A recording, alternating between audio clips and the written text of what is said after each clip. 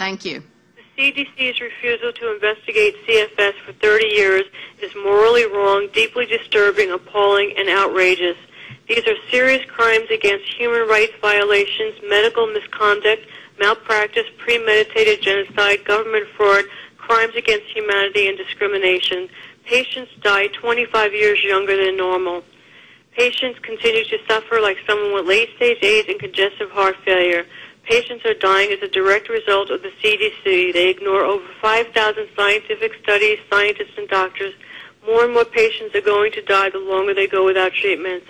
Dr. Mycoplasma warned this could be the worst epidemic in U.S. history. Our continent will be like HIV Africa, only worse. Patients endure severe, unbearable, excruciating, and agonizing suffering. Life is a living nightmare. We are dying a slow, torturous death, but the CDC has a deaf ear. The new CDC website is an outrage. They are now adopting the UK's treatment protocols for GET and CBT. The CDC lies about XMRV and the other serious infectious diseases and neuroimmune dysfunction in patients. They are lying, and it is criminal. It is the CDC who coined the term CFS, Lyme, Fibromyalgia, and Gulf War, all within 10 years. Was this to water down the numbers of the epidemic pandemic? There are over probably 20 million in the U.S. sick with the same symptoms and same illness. Patients need to band together. Is CDC against science? There are over 5,000 peer-reviewed scientific publications. Here is one of them about disability. CFS is the most disabling condition with higher levels of disability than someone with MS, end-stage renal disease, heart disease, cancer, congestive heart failure, late-stage AIDS, patients undergoing chemotherapy. They have profound physical impairment and scores lower than patients with heart failure and myocardial infarction.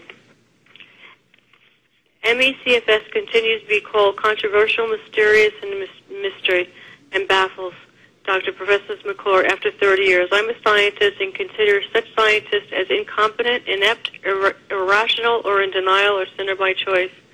Over 50% of all diseases, the etiology or causes unknown, diseases such as Guillain-Barré, Parkinson's, myasthenia gravis, and even headaches, they don't have a single cause, but they get treatments, clinical trials, and doctors and medications.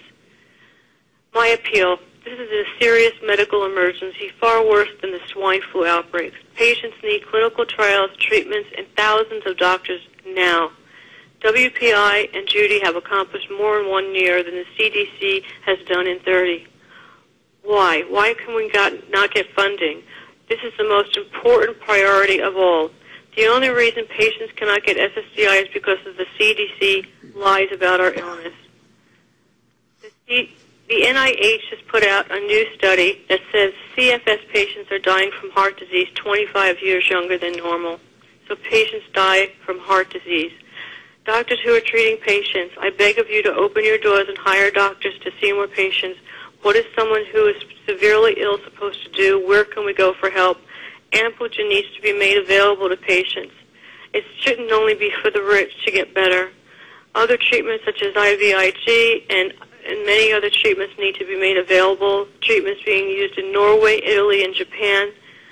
This is really an emergency. Patients are dying a slow death, just like the men with syphilis in the Tuskegee experiment. It took those men 30 to 40 years to die.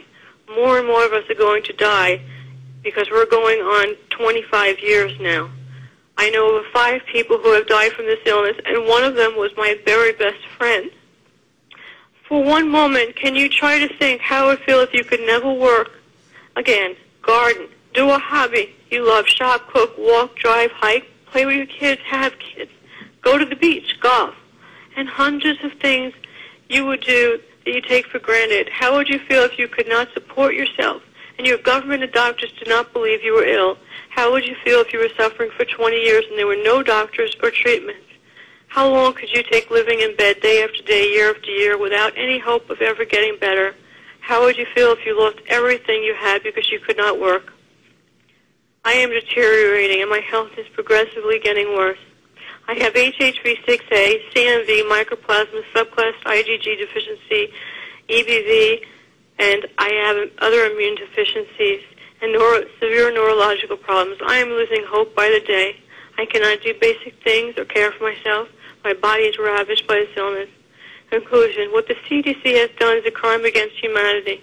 ME/CFS is one of the most serious illnesses of our time and is a medical emergency. The CDC has lied to patients, doctors, and their country.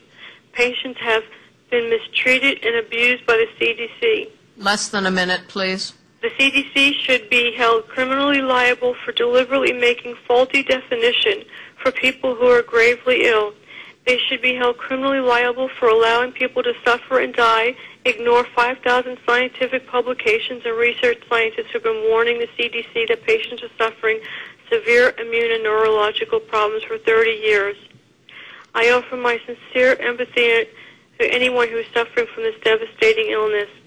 My sister wrote something about me, and if I have a little bit of time, I'd like to read this from my sister, Joan. I'm Carol Geraci's sister. She has lived in so much pain and suffering beyond comprehension. This disease has robbed her of the life she most definitely would have had. It is very heartbreaking to watch this happen to a person that had so much to live for. She was so healthy and outgoing. I am totally outraged how doctors in this country have not helped her. She has gone to doctor after doctor to doctor. All of them provide no solution. It is unfathomable how a country like the USA can pride itself on being one of the best countries in the world, yet allows a huge population of sick people to go untreated for years. Please wrap up.